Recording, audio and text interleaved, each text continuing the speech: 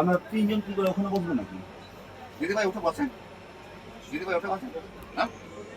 শুলে তাহলে উপরে যাক। উপরে চলে যান না, উপরে চলে যান না। ওপরে উঠতে পারবে না তো, তার জন্য তো রেলওয়ে আগে থেকে আমরা চিঠি লিখে তারপর নিচে একটা নিয়েছিলাম। বাবা এটা তো দিদি মানে সোয়ার নয় মা, এটা তো দিদি। আমি কাউকে বুঝতে পারছি আপনারা তো যেটা আছে সেটা তো তাহলে বসুন, আমরা তাহলে অ্যাডজাস্ট একদিক করে করো, একদিক রাখুন।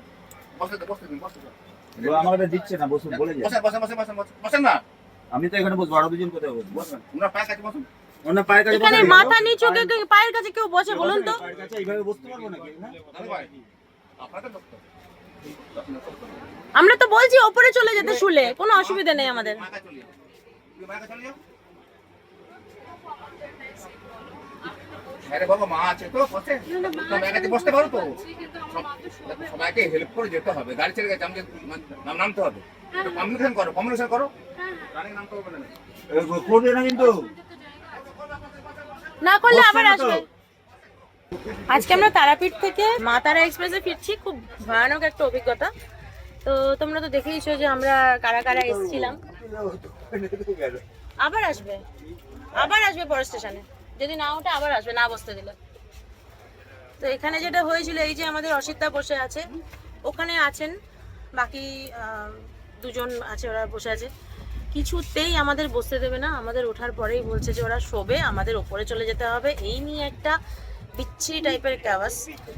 তো সেখানে আমরা যখন রুলসটা বলেছি, ইভেন টিটি এসে উনিও রুলস বলেছেন, ইভেন টিটির সাথে চ্যালেঞ্জ করছে, টিটির সাথে চ্যালেঞ্জ করছে যে টিটিও ভুল বলছে, তার এগেনস্টে কমপ্লেন করবে, এইসব টাইপের। যাই হোক, আমার মনে হয় কোথাও আমরা যখন যাতায়াত করি, একটা সুস্থভাবে যাতায়াত হওয়াটা ভীষণভাবে দরকার। কিছু অসুস্থ মানুষের জন্য না আমাদের ট্রিপটা নষ্ট হয়ে যায়, মানে যাত্রাটা নষ্ট হয়ে যায় একদম।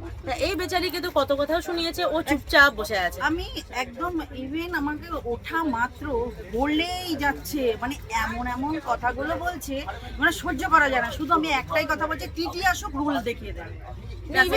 টিটিকেও তো, এবার টিটিকে তো রীতিমতো টিটির ঊর্ধ্বে যায়, হ্যাঁ একদম টিটির তো ঊর্ধ্বে। এখন তো দেখলেনি, এখন তো পুলিশ এসেছিল, তো ওই জন্য এখন একটুখানি নরম হয়েছে, চুপ করে আছে। এখন বলছে হ্যাঁ বসুন, এই ওই।